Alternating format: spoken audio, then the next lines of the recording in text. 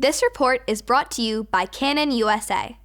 It's home to some of the strangest and most beautiful geological features on the planet. Neon-colored thermal ponds, bubbling mud pots called fumaroles, and exploding geysers. It's also home to grizzly bears, majestic elk, and the great American bison, along with numerous other rare and endangered species. It's Yellowstone National Park. Located in the western part of the country, the park's 2.2 million acres cover parts of Wyoming, Montana, and Idaho. Yellowstone was our nation's very first national park, but things almost went a very different way.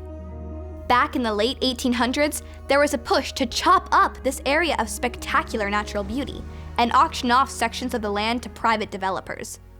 The fact that that didn't happen was thanks to a recent invention: the camera.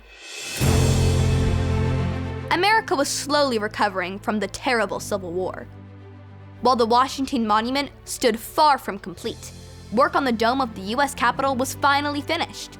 Unfortunately, few of the congressmen sitting in the chambers beneath the new dome had any idea of just how spectacular Yellowstone was. So, selling off pieces of distant Yellowstone didn't set off any alarm bells. That's when Ferdinand Hayden entered the picture. Literally.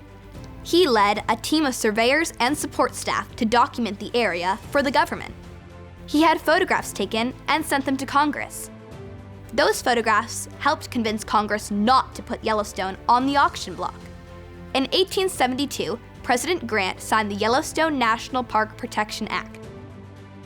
Today, the camera is again being called upon to play a role in protecting and preserving one of the world's most unique ecosystems. To explain that, we're joined by two gifted cameramen, photographer Chaz Glatzer and videographer Nathan Lee Allen. Thanks for joining us. Thanks for having us. Appreciate it. Yeah, it's great to be here. Chaz, you're no stranger to the wonders of Yellowstone.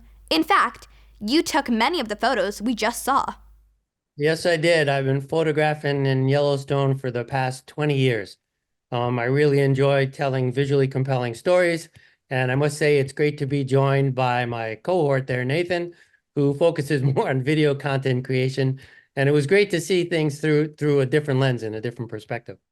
Nathan, you teamed up with Chaz to produce a film that captures the beauty and grandeur of the park.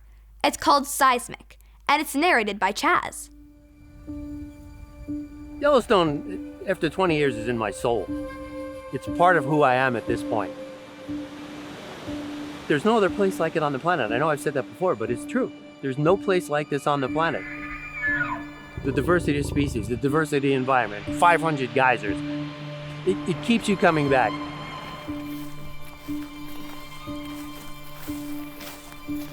What you learn as a wildlife photographer is there's no such thing as I'll be back tomorrow. Every day is different here. You certainly hooked me. The film is part of an initiative called Yellowstone Forever. One of its partners is Canon, a company that makes cameras. Tell us about that. This film is really has two main goals. Really, it was to showcase the beauty of Yellowstone, how diverse, how dynamic it was. But it's also just to highlight just how important it is to protect and preserve it. And I think draw attention to how Canon is supporting and providing equipment like the Canon EOS R5C, which is the actually camera that we actually used to film this project. And this all will help sustain the park for future generations to come. For us non-professionals, what's so special about that camera? It's a compact, lightweight, full-frame hybrid camera. So that means basically it combines professional level stills with cinema level video, and you're able to have both in one camera, which is great for a lot of people that are creating today that need photo and video at a high level. Cool. Over the years, Yellowstone has faced a number of challenges. In 1988, the park was swept by huge forest fires. Fortunately, the area has mostly recovered. And just 2 years ago, flooding caused lots of damage. You've seen these and other changes, haven't you, Chaz? Yeah, I mean, I originally started going when the 88 fires happened.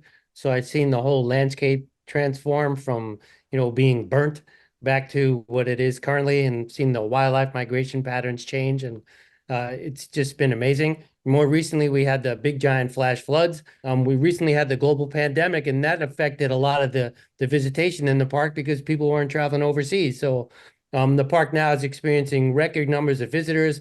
And you don't have to visit the park to enjoy some of its wonders, thanks to the webcams. Yeah, we're pretty fortunate. Canon recently put a PTZ camera up. It's perched right next to the Old Faithful Wapiti area. And we had the Wapiti pack of wolves actually in the Upper Geyser Basin that was live streamed and people could witness it in real time. Just so everyone's on the same page, Old Faithful is a geyser, the most famous geyser at Yellowstone. Basically, it's like a mini volcano, but instead of lava, a geyser throws super hot water and steam into the air. And it's called Old Faithful because its eruptions are very predictable, typically at least one every 90 minutes. Speaking of being predictable, Nathan, what's your prediction for Yellowstone's future?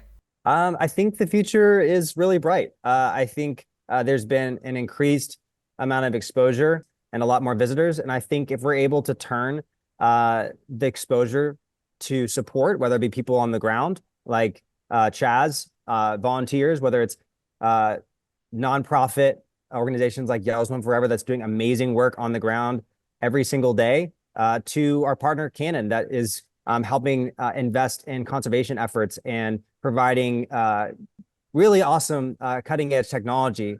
I think the future is really bright for the park, and I'm excited to see it flourish over the next couple of years. That's good to hear. Thank you both for sharing your impressive work with us. Yeah, thanks so much. If you'd like to learn more about Yellowstone, there are 2 websites you can check out, usa.canon.com and yellowstone.org. For Teen Kids News, I'm Alexandra.